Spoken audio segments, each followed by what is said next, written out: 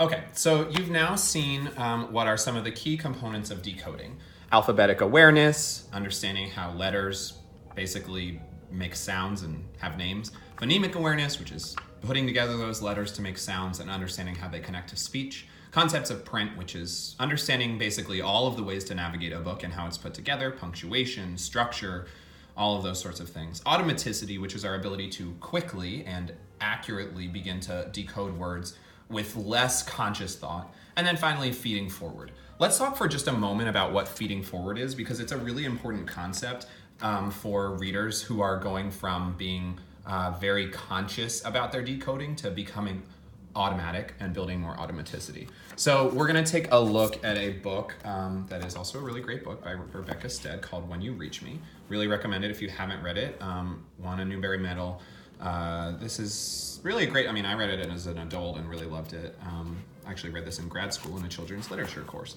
So let's just take a look at an example.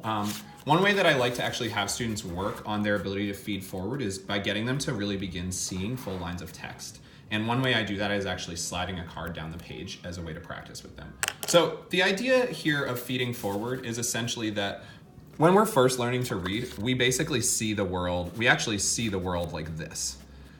We begin by seeing the world one letter at a time, and sort of like our brain shifts its focus to see each letter and then put them all together.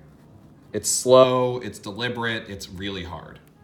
Then we begin to move to where we begin to see entire words all at once, and maybe we recognize them.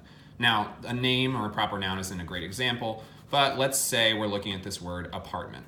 First, you see it and you say apart, meant, and you put it together. And then eventually you build some automaticity as a reader to where you're able to actually see the word apartment all at once. Now, the goal here is to move beyond that. We want to begin to get our readers to see not just the word that is their eyes are focusing on immediately, but to see entire lines of text, which allows them to read more quickly and begin visualizing. So we want them to start getting to where they see entire lines of text like this. And one way to practice is actually to use a card like this to build them up to that. So this is what feeding forward can and should look like.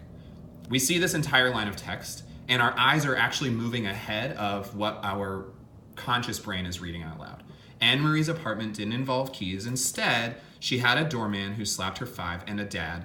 And then here, again, our brain continues to sort of feed forward who opened the door upstairs. We get to the point where as readers, we actually see this entire line of text all at once and we are able to put it together. Our brain is incredibly good at filling in blanks in visual fields. So we're able to see this entire line of text. So that's feeding forward. And over time, through practice, readers begin to develop that skill on their own, but only through practice, and that's why reading a lot is so important. It's also why reading out loud, getting coaching on reading, and prompting, which is what you're going to be working on today, is so important. So that is feeding forward. Pause the video for a moment, and I want you to just kind of like summarize to your partner what is feeding forward in your own words. Go ahead.